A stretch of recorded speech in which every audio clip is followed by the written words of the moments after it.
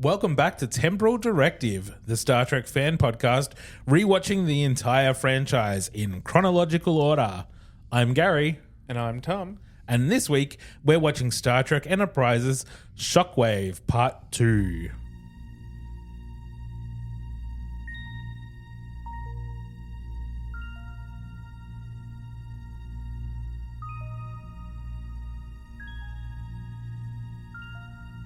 Star Trek, the ultimate franchise.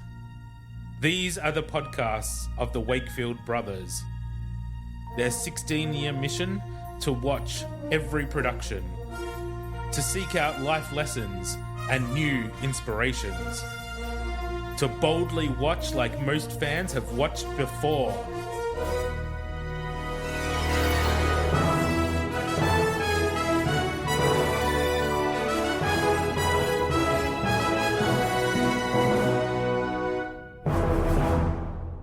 Hello, Thomas. How you going? Good, how are you? Yeah, pretty good. Bit tired.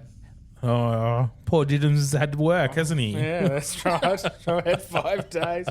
It's a You horrible poor thing. thing. You poor thing. Yeah, Getting back into the workforce and having to contribute to society, I know. Kind of pay your taxes. live on the government for the rest of my life. No, I paid enough taxes. clearly not. No, I've been pretty good. Pretty good. I still enjoy the job. It's just tiring. 5 days in a row for the first time after a while break. No. You get a little bit worn out, but other than that, it's pretty bloody good.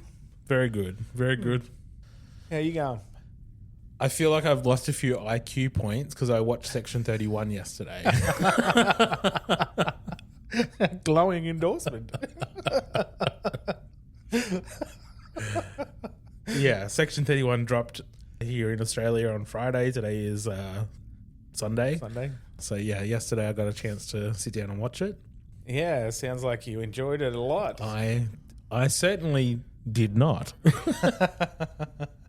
It's received mostly negative reviews from everything I've seen. I have seen some moderate reviews where some people are like, this is fine. Not really very Star Trek-y, but it's fine. But mostly I've seen a lot of negatives. Yeah. I know the popular website IGN gave it a 2 out of 10. I feel like it's a terrible Star Trek film. Yeah. And it's kind of like a forgettable science fiction movie. Like it didn't really impact me at all. Yeah. It's no 2001 Space Odyssey kind of thing. No. No.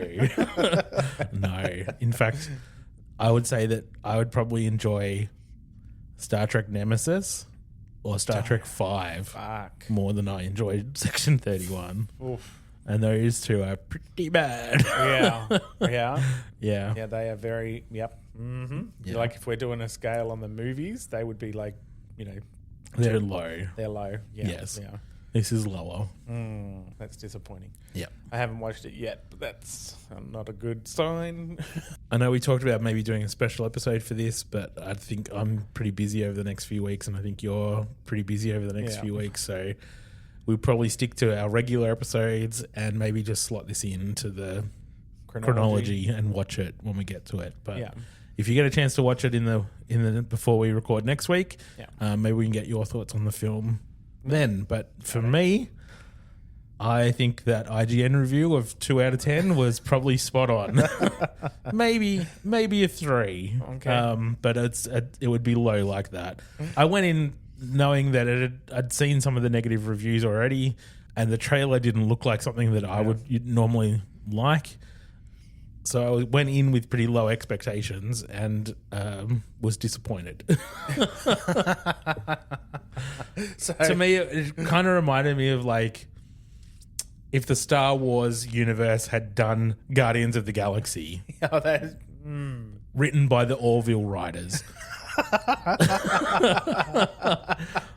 Yeah. So really your cup of tea then? Really not. Yeah. Yeah, I don't like any of those things. That's a great blend. Yeah. So it wasn't my cup of tea. No. I don't think all Star Trek needs to be for all fans. I think the universe is big enough to appeal to a bunch of different people and different stories and whatever else. But this was a pretty low score in my opinion. Yeah, okay. All right. Anyway. Well, you've made me really excited to watch it. I mean, I'm really keen to go home and sit down and enjoy it. Yeah. Well, you should, because I'd like to hear your thoughts on it next week. I will. Yeah. So there won't be a special episode for Section 31. We will slot it into the timeline. Yeah. So we'll talk about it Later when on. we get to it, just before we start next gen. Righto. So a little while yet. Excellent. All right, let's get into this week's episode. This week's episode is Star Trek Enterprise's Shockwave Part 2, the Season 2 premiere. Now, you enjoyed Part 1 last week, Tom. Yeah. Did you sneak and watch Part 2? No, Have you watched it? I didn't. Good job. I didn't. I've been holding me up, and we need to fucking watch it. Yes, we'll get there. We'll get there.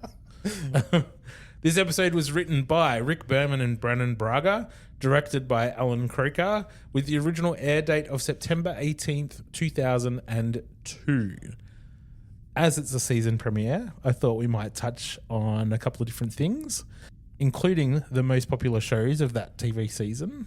So the 2002-2003 TV season. The top 9 shows, the list said top 10, but American Idol was on there twice, and I don't think that counts. No. So the top 9, in no particular order, are American Idol, Yeah. Everybody Loves Raymond, Joe Millionaire, never heard of that, Monday Night Football, Oh, fuck off. Law and Order, Yep. Survivor, Yeah. CSI, Friends, and ER.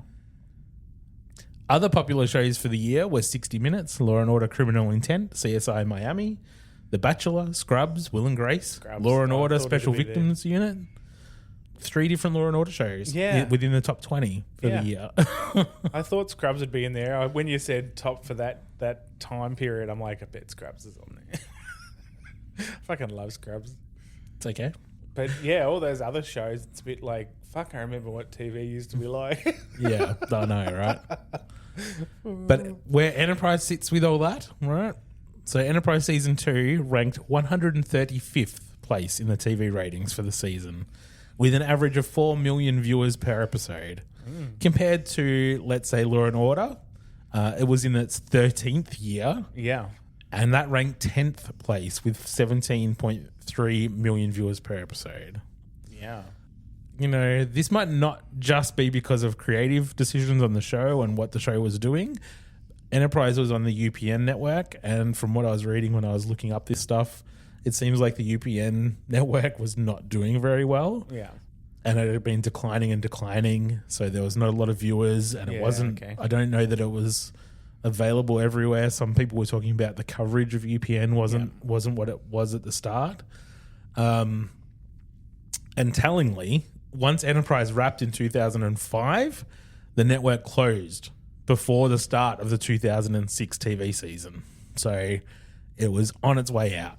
Yeah, okay. So it was really just not holding up. No, that's right.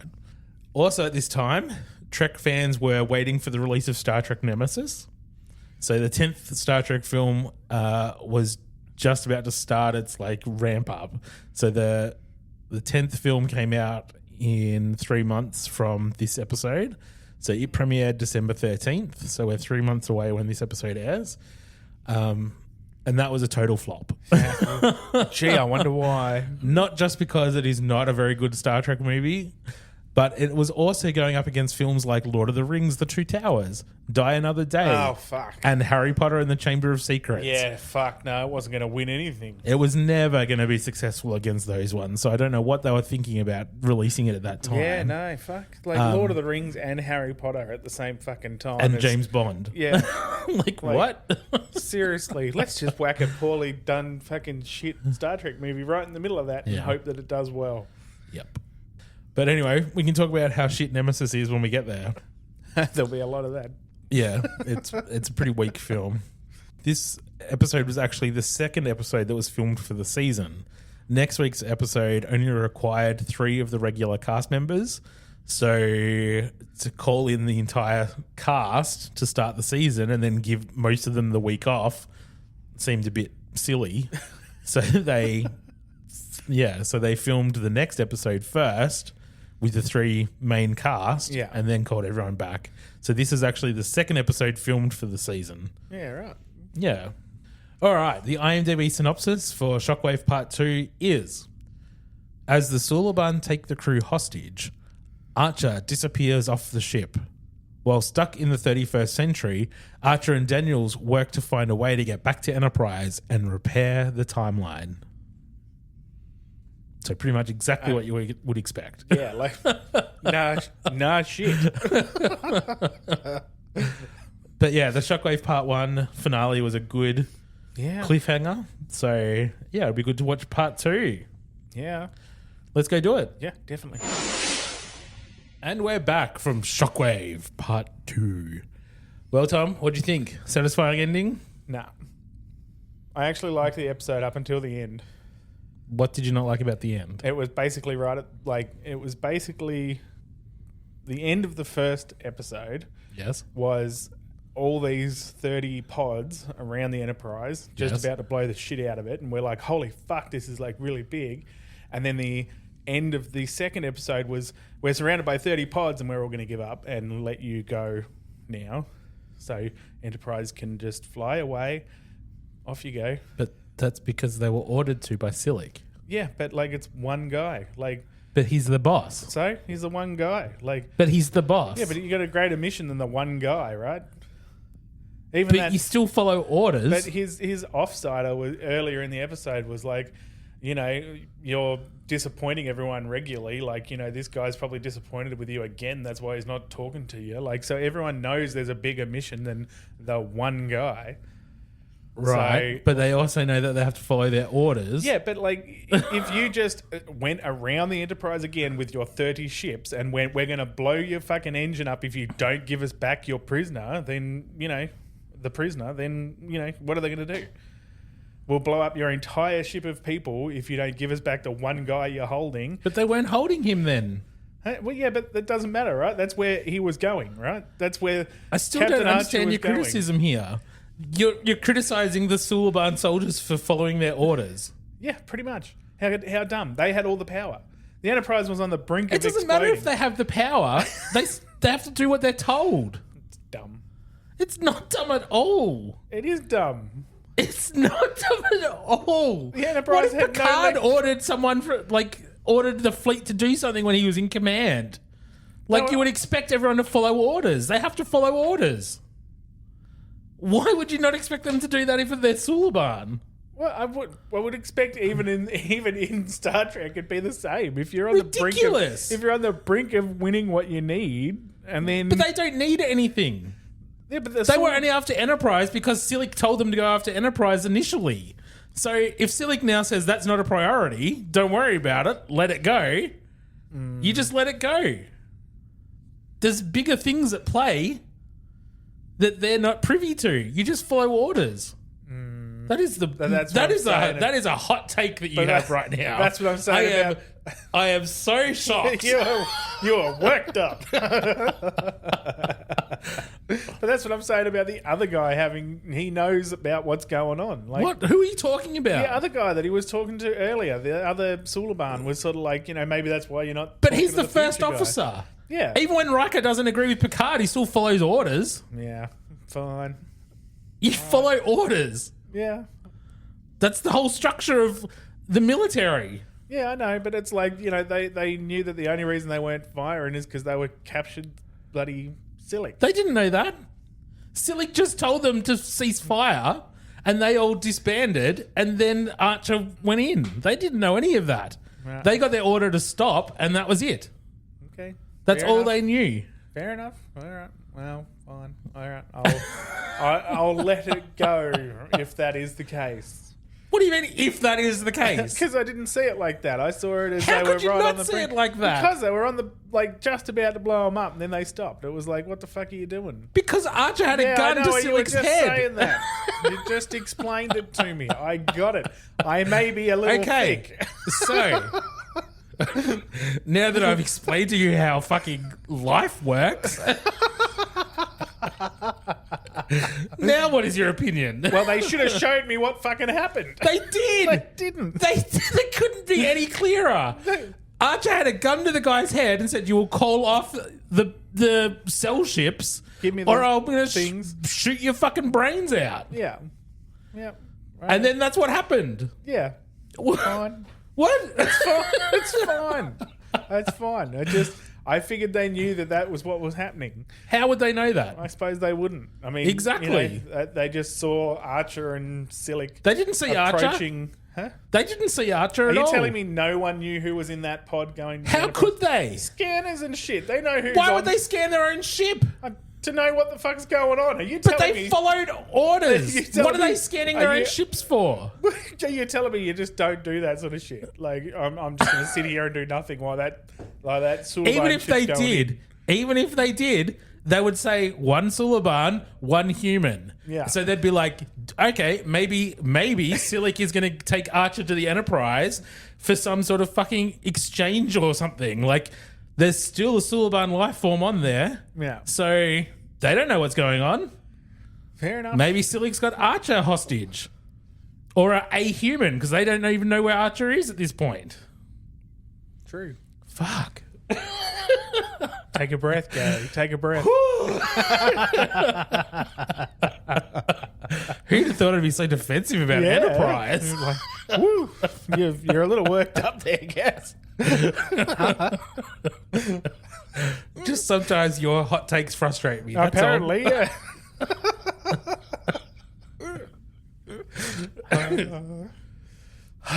Other Right. than that, and now that you've explained it, I'm okay with it. sort Okay, of. good. Yeah. What do you mean sort of? I'm Don't okay even. with it. I'm okay with it. Fuck. Right. Okay. It was a good episode. Yes, it was.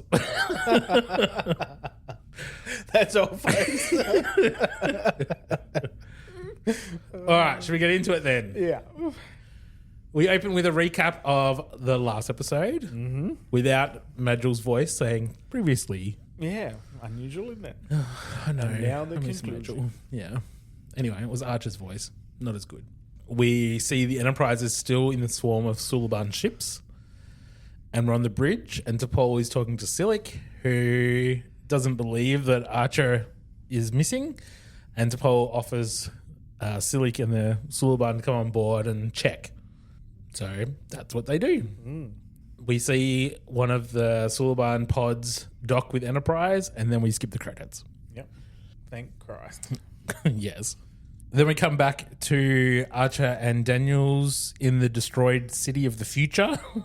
And they're in like this wrecked plaza area. Yeah. Archer and Daniels are talking about the whole time discrepancy in time travel stuff. And Daniels says that Archer is thinking about time travel like it was a H.G. Wells novel. Yeah. And it's much more complicated than that. So Archer's just trying to ask a lot of questions and try to figure out what the fuck is going on. And Daniels doesn't really have any answers for him. But they're in that plaza area trying to find a monument because I think Daniels wanted to make sure that it was still there and it's not there. Archer is like, who is it a monument for? Not who. He's like, well, then what? Yeah. Daniels is not giving him a drop. Nah, not helping him out at all. Yeah. But he says the Federation. It doesn't exist for you yet. Archer's like, but it will, right? It's gonna. And then they find the library and we get a shot of this old library in the dystopian ruin of the city, which was a very cool shot. It looked very, good. very impressive. But the building seems pretty much intact despite everything else around it being pretty much destroyed. Yeah. Funny how libraries in like dystopian stuff seem to always hold up. Yeah. It's like that's where you need to go because they always are just still there. Libraries are always there. Yeah. I mean, your glasses won't work. But Yeah, that's right. That's it. Doomed to wear all eternity without your glasses. So we cut to inside the library and there's some massive bookshelves. The dome above the skylight dome is broken, but there's some light coming through. And Daniels is surprised that there's books there. He's like, what books? What are the fucking books here? In a Like, library? it's a library. But he says it should be all technology or something. And so Archer says, well, let's just try to figure out what the fuck's happened. It should be one USB stick sitting in the middle of the room. With all of human knowledge. That's it, with all of everything on it. 42 gigabytes. We cut back to Enterprise. They're still surrounded. We see Suliban soldiers sweeping the ship. They're scanning everything. They go through engineering, different quarters, in the corridors, the transporter, like the works. They're just sweeping the ship. Then we cut to the bridge. One of the Suliban find the data disks and ask if they've been duplicated. Hoshi says we didn't have time to make a copy. Tucker yells out, "Leave her alone!" Like he's Chris Crocker. Yeah. And Hoshi's Brittany. Silik is saying that if they find Captain Archer aboard the vessel, that they'll all be punished. And then another Suliban officer walks out of the turbo lift and shows him a scanner and says that he's not here. But we did find this, and there's a temporal signature in the turbo lift that they've found. It's maybe an hour or two old by the time they get it. T'Pol says that's the last time we saw Captain Archer. He walked into that turbo lift and that was it. And so Silly kind of believes them now. Yeah, he's like, maybe you haven't been lying to me. Yeah. Nah, shit, Sherlock. So Silly confines the Enterprise crew to their quarters and fucks off. Takes Enterprise and all the Suliban ships away. Flies away. Is it usually chronotons? Is that what they usually find when there's temporal stuff going on? I think so. Yeah. It's just unusual. Like, that's what I would have expected. Like, we found chronotons. Maybe they did, but the Suliban just said temporal signature. Yeah, I know. I'm just saying that's what we would normally hear, isn't it? Like in other stuffs. We cut to Starfleet headquarters in San Francisco, which is a beautiful city, FYI. So Savol and Admiral Forrest are talking about Enterprise being missing, at least being 3 days overdue. And Savol reiterates that Starfleet ordered this guy because he really doesn't like Archer. He's like, you ordered him to deliver Sub-Commander T'Pol and his medical officer to the Vulcan ship, and they're 3 days overdue. He's such an angry Vulcan. Yep. Like, very outwardly emotional for a Vulcan. He kind of is. Yeah. I don't understand, but he is. And he sounds like Brain from like Pinky and the Brain. Yeah. When he's speaking, all I can think is, what are we going to do now, Pinky? Or Brain? Try to take over the world. Can't even do it. I'm laughing. Oh, dear. One of the human officers asks Savol if the Vulcan ship's long-range sensors have detected Enterprise, if they know where it is. And Savol kind of doesn't want to answer. He kind of evades the question. And then Admiral Forrest is angry, like, you didn't answer the question. Have you detected Enterprise? And he finally says, well, they were joined by a number of other vessels and they're no longer within sensor range. Like, what the fuck? Yeah. So you know that something's fucking happening. Yeah, exactly. So they're 3 days overdue. You saw them be surrounded by other ships, and instead of going, we should go and help them, you are getting angry at people on Earth. Yeah. For them being Where is the logic? I mean, they're exactly right. He's illogical. He's emotional. He's been around humans way too fucking long. Way too long. He needs to be reassigned back to Vulcan. Exactly. He needs to meditate for a few extra hours. Crazy. Crazy Vulcan. But he basically accuses Archer of kidnapping T'Pol because he refuses to bring her back. Yeah, sure. So they have no choice but to go after him. Ridiculous. We cut to the Enterprise docked at the Suliban Helix, and then we cut inside to the time room. That's what I'm calling it. Yep. I don't know what they call it, but that's what I'm calling it. Fair enough. And Silik and his first officer, I'm assuming. Only because of your argument earlier, right? Yeah. Also because he's the only one that argues with Silik, and that's kind of the first officer's job. Yeah, fair enough. So that's what I'm going with. Yeah. They're talking about trying to contact Future Guy, and Silik hasn't been able to, but the temporal signature means that Silik wants different instructions because he wants to make sure he's doing the right thing because he doesn't want to piss Future Guy off. Which is fair enough. The first officer guy is like, Future Guy's angry at you anyway. You should probably just destroy the Enterprise. Yeah. Just destroy it. Blow it up. But Silik says, no. We need instructions. Yeah. I'm only going to do as I'm told. Bring me the Vulcan. Then we cut to the future library. Archer is flicking through some book and then puts it down because he's sick of it. Yeah, done. Then he goes over to Daniels, who says, I haven't found any references to this Federation you talked about. And Daniel says, yep, I doubt you will, because it probably didn't happen. Yeah, that's right. Archer says, and you think that because the monument wasn't there. Daniels replies, well, because you weren't there. Yeah. Breach? Is this a breach? This is a breach of the Temporal Directive, you would think. Well, yeah, pretty much, which is why he's mostly non-committal with what he says about stuff and hides a lot of it. But yeah, he shouldn't be even saying that, really. No, he shouldn't say that much. But he says a little bit. He says that history looks right up until the Warp 5 project, which is the Enterprise mission. And then after that, nothing looks right. Yeah. Archer is a bit confused because he thinks, well, what am I and why am I so important? Yeah, there's heaps of people on that. Heaps of people working on that. So why? Yeah. Daniels just doesn't respond really. And then Archer's just sort of looking through the books and he goes, the Romulan Star Empire, what's that? And goes to pick it up and Daniels is like, maybe you shouldn't read some of these. Yeah, probably a good idea to put that one back. Or, probably shouldn't leave him alone in the library of the future. No, maybe not. But then Daniels kind of tells him that it wasn't just him that created the Federation. It was the events that he helped set in motion and that his mission would have led to other missions. And then Archer asks him about the Federation. Was Earth a part of the Federation? Was he a part of that? And then Daniels sort of walks off and says, Silic wanted you, not the data disks. Yeah. More interested in you than the destruction of Enterprise. Yeah. And by taking you away from there is exactly the same thing. And that's exactly what he wanted. And that's what Daniels has kind of just clicked to. Yeah. That it's all about Archer. Yep. So Daniel says the only chance I have of restoring my century is getting you back to yours.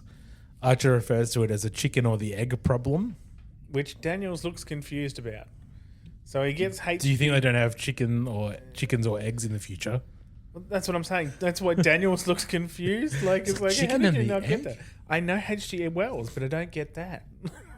Daniels asks Archer for his communicator and scanner so that he can make some sort of temporal communication device. That he made hundreds of in school. Yeah, they learned how to do it in high school. Yeah. And everyone had a little time thing on their desk in high school. A quantum discriminator. Yeah, so everyone had a quantum discriminator on their desk in school. Yes. And like, what? Everyone. So... Well, maybe temporal mechanics was a elective. So only students studying temporal mechanics would have access to a quantum discriminator. Fair enough. Okay, I'll allow it. Why, thank you, guardian of the canon.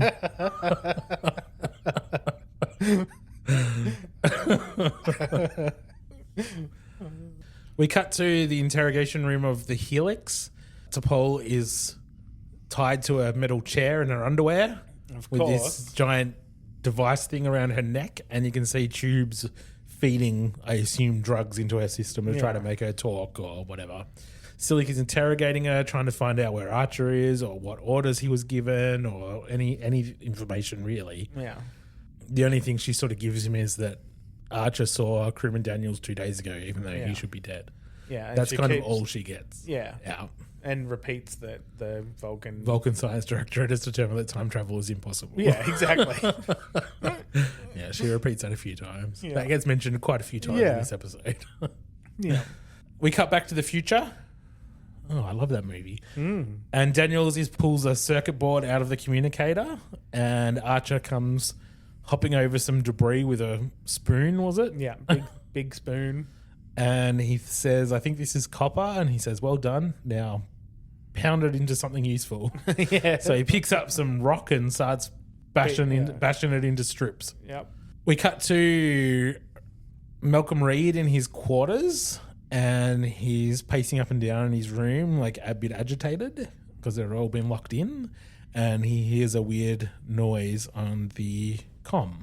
And after a little bit of back and forth, he starts talking to Trip. Yeah, we can sort of cut between Reed and Trip as they have this conversation about trying to get everyone on the same doorbell frequency so that they can make up a plan. And then we cut to the future again, and now Archer has made some copper wire out of this spoon. Very clever. Yeah. And Daniel says it's going to be a bit difficult to get in touch with Enterprise on the same day that they left because he doesn't have a quantum discriminator that we talked about already. Yep. And Archer says, well, why does it have to be the same day? Why don't you call a week early or a month early or whatever? What does it matter? Yeah. And Daniel says that he made the biggest mistake in the history of time travel this morning, and he doesn't intend to make it any worse. Totally understandable. Yeah, I get that. Because that's a pretty big mistake. Yeah, total destruction of the planet might be a little bit of a bad thing. Eliminate the entire Federation from existence? That's a little mistake, yeah. We cut to T'Pol's quarters to Suliban, bring her through the door and basically dump her on the floor. She's clearly out of it. She's like trembling and sort of zonked out. Yeah, not in a good way. No. And she manages to sort of stand up and she wanders into the bathroom like hobbling kind of and then tries to splash some water on her face and then goes back to her bed and grabs a cushion and sort of cuddles it. And then we hear Archer's voice. This is Captain Archer. Can you hear me? T'Pol, this is Captain Archer. Can you hear me? But T'Pol's out of it, but Archer's trying to find out what's going on, but she just sort of traumatized from the interrogation. He's sort of answering as if she's still being interrogated. Yeah. So she's saying that Captain Archer is gone. He's not on the ship. Not on the ship. I don't know where he is. Time travel. Yes. The Vulcan science director has determined that time travel is not fair. So she's just, completely out of it. Yeah. Archer does stop asking questions and asks if she's all right. He tries to make sure that she's all right. And then she kind of explains where they are and what's going on, that they're all confined to quarters, that there's a helix out the window. Then she realizes she's talking to a floating head and not a monitor. It seems like they're about to have a bigger conversation, but it cuts away. Yeah. He says there's a lot more at stake here than bringing me back or the mission. I need you to listen to me very carefully and trust me.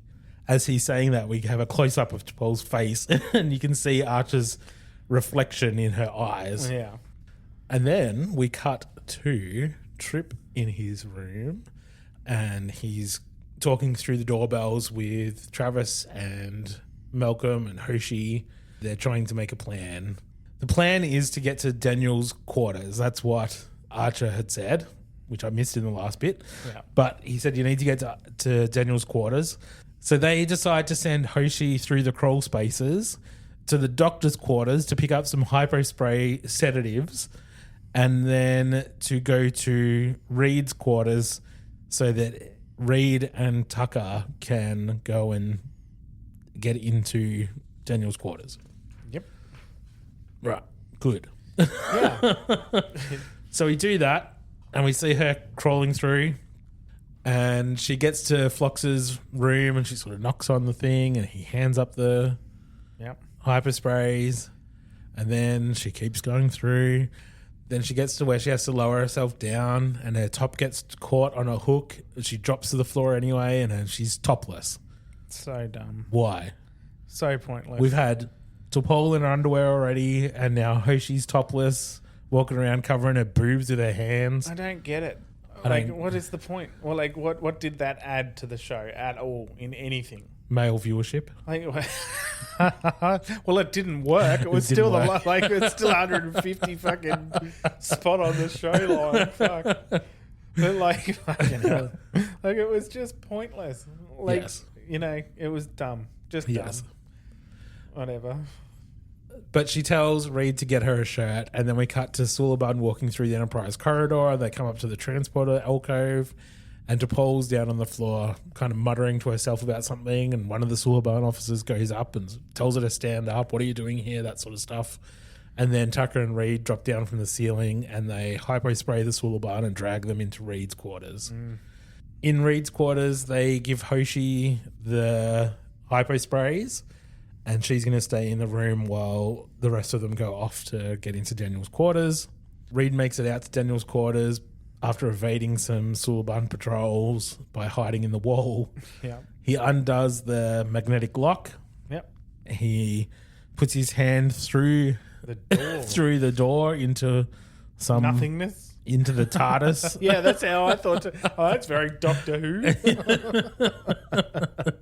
Yep. So apparently there's a TARDIS portal in the door. So he reaches in and he grabs this device that he's been told to go and get. Yeah. He leaves the quarters. He puts the lock back on the door, turns around, and there's 2 Suliban there holding guns on him. What a shock. Yeah, surprise, surprise. Then we cut to the bridge. Reed is thrown to the floor. He's clearly been beaten up already. Yeah. He's being interrogated by Silic, who says that, did you not think they would be watching Daniel's quarters? Yeah. Which, of course, they fucking what? would be. Silic is asking him questions about what this device is. What does it do? How do you use it? He says, I don't know. Archer told me to destroy it. I don't know what it does. Told me to destroy it before he left. Yes. And like if he ever got caught, to destroy it because you might use it to contact someone. I don't know who or any of that. Just that's what I had to do. Correct. And then Silic says, have him sent back to his quarters. We cut to engineering. We find out where Trip and T'Pol went. Because 2 Suliban are hit by weapons fire, and then a third is taken out by a Vulcan neck pinch from T'Pol. Good thing they have that cluster of nerves right there. Exactly. Lucky. Yeah. T'Pol yells out, ready. Tucker rushes over to the warp control panel, and then we cut over to the Helix. And Silic is in the time room bashing on this device to try to make it work to see if he can get something to happen. But we cut back to the bridge of Enterprise. There's alarms starting to go off. One of the Suliban calls down to engineering to try to figure out what's going on, but there's no response. So he sends some officers down to engineering to find out. We cut back to the Helix, and he's just calling Silic to let him know that that's what's happening. Yep. And then we see a bunch of explosions in engineering, stuff starting to blow up. And the Suliban says, these humans are greater fools than I thought. They'd rather commit mass suicide than submit to us. And Silic says, can you fix it? And he said, no, it's too late. The reactor's getting a breach. So Silic orders him to evacuate Suliban soldiers and tow Enterprise out of the nebula to safety.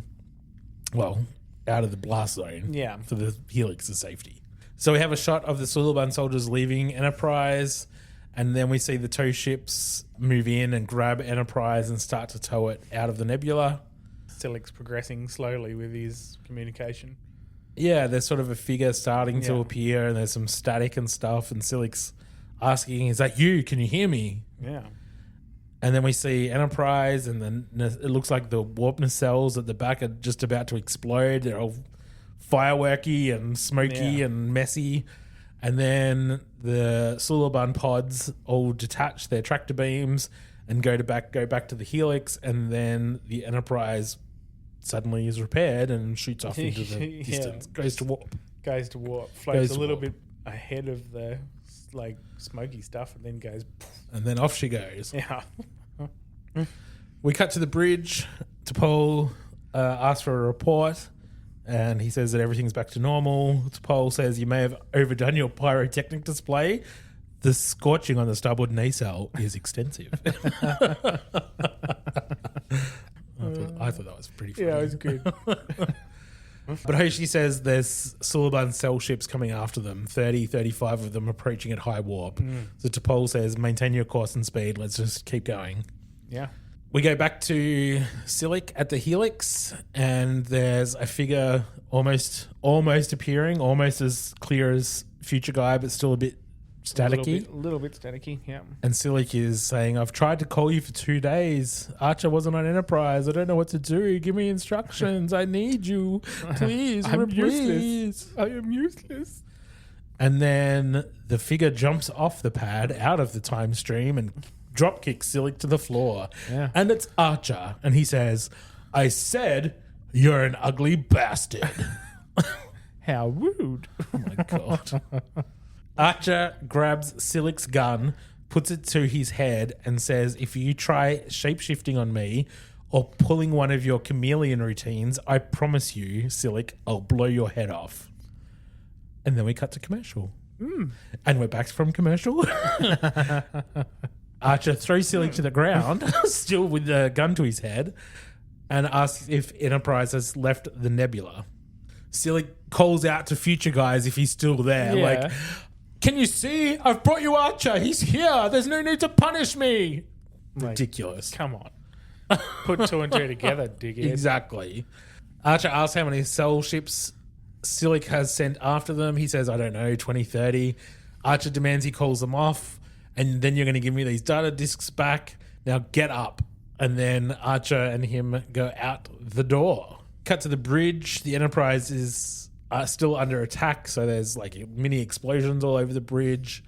Trip asks Hoshi if there's any sign of the Vulcan ship yet. She says no. The Suliban are closing in.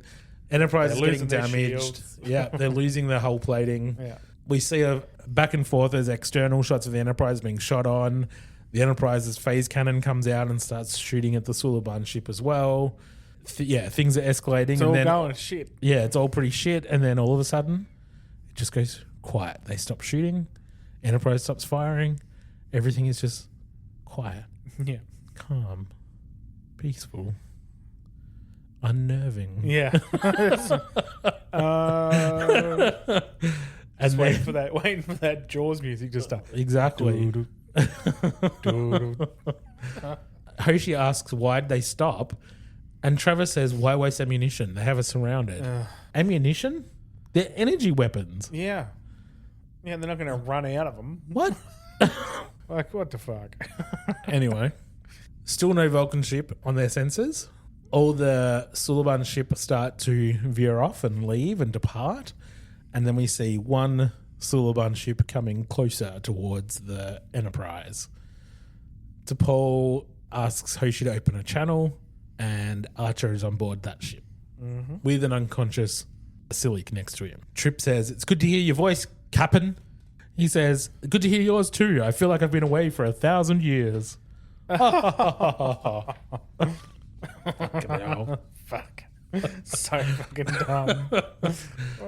Archer asks if everyone's all right, blah, blah, blah. He gets back. Yeah. Done. We cut to an external shot of Enterprise docked with a Vulcan ship, and we get a Captain Starlock supplemental. We've joined the Vulcan ship Decker. It seems that Starfleet and the High Command are eager to discuss the future of our mission. So we see on the bridge the entire crew, well, the main cast, Yeah. on the bridge, including Dr. Phlox. That's why I noticed, because Dr. Phlox isn't usually on the bridge. No, not but usually. everyone is there. All the main cast are there. Yep. And then they're talking to the ambassadors and the admirals back on Starfleet Command. So we cut between the bridge and Starfleet headquarters back and forth through this scene. But basically, Savol is saying, well, clearly you weren't responsible for the destruction of the colony, but you're reckless anyway. Yeah. You've still done this, that, and the other. Well, I'll tell you. This is what he says. All right. Yeah. Please allow me to finish, Captain. In less than a single Earth year, you've engaged in armed conflicts with over a dozen species. You've escalated the conflict between my people and the Andorians, which included the destruction of one of our most sacred monasteries. Their fault. You helped 89 Suliban escape from detention. You may claim to be on a mission of exploration. I, however, consider you reckless and irresponsible, a danger to the quadrant. Regardless of the evidence presented here, I plan to advise the Vulcan High Command not to change its recommendation to Starfleet. Enterprise should be recalled. He done it with more emotion than that. And that was quite emotional. He did. He was pretty angry, wasn't he? He was. Yeah. But then Trip gets angry and starts, you're pathetic. Like, That was uncanny. Do you really think you're going to hurt a Vulcan's feelings? Like, what are you doing, Trip? Forrest tells him to shut the fuck up. Let the big boys talk. Yeah, that's right. Know your place, Trip. Come on. and says we need to have a meeting. We have a difficult decision to make here. And Savol looks pleased. He's proud as punch that he might have cancelled this mission. Yep. And then Captain Archer talks about how humans make mistakes. Yeah. It's a big, long story, but basically he says that humans make mistakes and we're going to keep making mistakes, but that's what being human is all about, learning from those mistakes. Yeah. And I'm sorry you can't see that. I mean, yeah, it was long-winded. It was very long-winded. You know, felt like it was trying to make... Well, actually, we can make that as the lesson if you want, but fuck. Yeah, well, it probably is the lesson, to be honest, but we'll get to that in a sec. Yeah. Savol says... Your analogy is very colourful, Captain, but I question whether it addresses the consequences of your actions. And then T'Pol stands up and she gives that ambassador what he is coming to him. Yeah. Yep. She's excellent. She says that the Vulcans learnt from their mistakes. They were a volatile, emotional species, which Savol still is. And that the monastery that you're talking about the destruction of, hopefully we've learnt our lesson from not using sacred spaces for covert operations. So hopefully we are still learning from our mistakes. Yeah. Take that, bitch. Yeah, that's right. It's not exclusively human. Yeah. So good. But Savol... The look on his face when she started talking, and then when she was done, the way he swept out of the room, all dramatic. Yep. Whoa, I thought Liberace was a lot.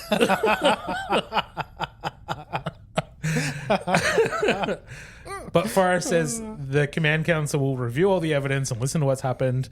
Good luck, Jonathan. Good luck to all of you. Yeah. End transmission. Yeah, I liked how his face was sort of like, good luck, Jonathan. Oh, shit, there's others on the ship. And everyone. Yeah. We cut to a quick shot of Enterprise still docked with the Vulcan ship, and we then are inside T'Pol's quarters, and she's in bed, and the doorbell rings. Captain Archer comes in and says, I think you put it over the top. Forrest said none of the others could believe it when you went to bat for us, not to mention that little listening post lecture you gave Savol. And then she says, you spoke to the Admiral? No, I'm making this shit up. Yeah, that's right. No, just wanted to come into your room one night. But he says, yes, he woke me up in the middle of the night. I assume with good news. I think you put it over the top. Yeah. Why don't you just say yes? Yeah, that's exactly Just say yes. That's it. Exactly, right? Like, what the fuck? And then as he gets up to leave, she says, I still don't believe in time travel. And as he leaves, he says, the hell you don't. Yeah, that's it. That was good. I liked that. I was like, yeah, that's right. Yeah. Like you fucking don't. And then we get an external shot of the Enterprise undocking and flying away. And that's the end of the episode. Yeah. Well, Tom, now that we've talked through it and I've explained how, I was wrong and you were how right. you were wrong. Yeah. What'd you think? Thanks for that. You're welcome. I'm used to it. Yeah. I'm used to having to explain how life works to you. That's what older brothers are meant to do. Yeah. Yeah. Appreciate your guidance in this matter. You're welcome. So, yes, what do you think now that we've talked through it? It was good. It was a really good episode.